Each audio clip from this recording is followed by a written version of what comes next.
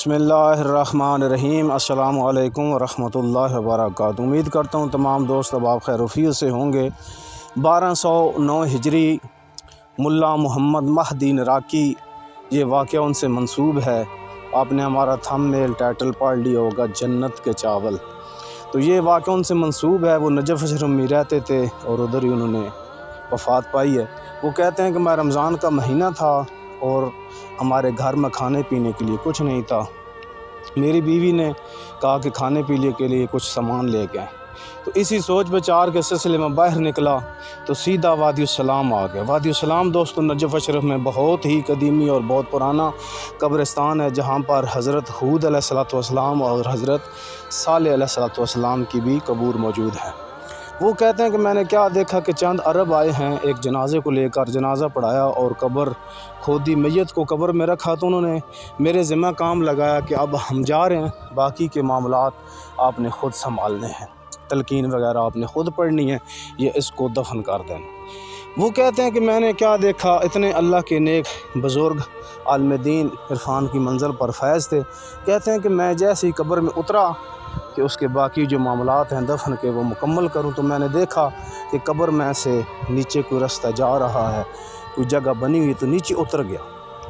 پریشانی کے عالم بھی تھا اور میں رمضان کا مہینہ بھی تھا۔ کہتے ہیں کہ جیسے ہی میں قبر سے نیچے گیا تو کیا دیکھا کہ خوبصورت جگہ ہے، دودھ اور شہد کی نہریں بہہ رہی ہیں، مختلف قسم کے پرندے، مختلف قسم کے کھانے موجود ہیں۔ ایک نوجوان ہے جس کے سامنے مختلف قسم کے لوگ بیٹھے ہوئے ہیں اور اس سے سوالات کر رہے ہیں۔ میں بھی بیٹھ گیا اور سلام دعا کرنے کے بعد پوچھا کہ آپ کون ہیں اور یہ لوگ کون ہیں اور یہ ماجرا کیا ہے؟ تو انہوں نے کہا کہ میں وہی ہوں صاحب قبر جس کو ابھی آپ نے قبر میں اتارا ہے اور میری تدفین کرنی ہے۔ یہ میرے عزیز و اقارب ہیں جو مجھ سے پہلے دنیا سے پردہ کر گئے ہیں۔ تو دوستو اس نے کہا کہ یہ مجھ سے ملنے آئے ہیں اور آپ نے جو باقی زندہ رشتہ دار ہیں ان کے بارے میں پوچھنے آئے ہیں۔ واقعہ لمبا نہ ہو جائے دوستو، اختصار کے ساتھ میرے محترم ناظرین، کہتے ہیں کہ دیکھا، میں نے پوچھا کہ یہ کیا؟ اس نے کہا کہ یہ میری برزخی جنت ہے جو میں نے دنیا میں نیک اعمال انجام دیے ہیں، ان کا صلہ اللہ کی ذات مجھے قبر میں ہی دے رہی ہے۔ تو کیا دیکھا کہ ایک سانپ آیا، اس کے پاؤں کے انگوٹھے پہ اس نے ڈانگ مارا اور وہ چلا گیا، جس کی تکلیف کی وجہ سے وہ بہت کراہت محسوس کر رہا تھا، درد محسوس کر رہا تھا۔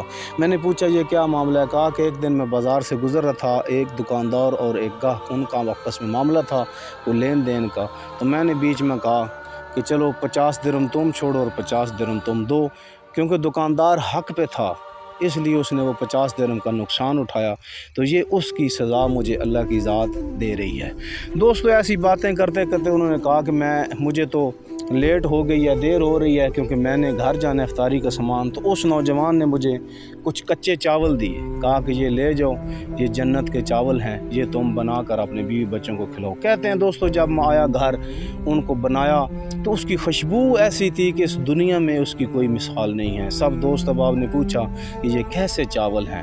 تو میں نے کہا بس یہ اللہ کی رحمت ہے، اللہ کا کرم ہے۔ کچھ دن گزرے، ایک دن میں گھر پہ نہیں تھا، ہمارے رشتہ دار کچھ عزیز و اقارب مہمان آئے، تو میری بیوی نے اسی طرح چاول بنائے، ان کی خوشبو سونگھ کر میرے عزیز و اقارب نے میری بیوی سے پوچھا کہ یہ چاول کہاں سے ہیں؟ تو اس نے ساری داستان بتا دی۔ کہتے ہیں جیسے ہی انہوں نے یہ داستان بتائی تو پھر اس دن سے وہ ہمارے گھر سے چاول غائب ہو گئے اور وہ خوشبو بھی غائب ہو گئی۔ دوستو اس سے سبق یہ ملتا ہے کہ اللہ کے آج بھی بندے کچھ ایسے اس دنیا میں موجود ہیں، کچھ گزر چکے ہیں اور کچھ آنے والے ہیں، کہ جن کے نیک اعمال کی وجہ سے اللہ کی ذات ان کو اس دنیا میں ہی جنت کی نعمات دے رہا ہے۔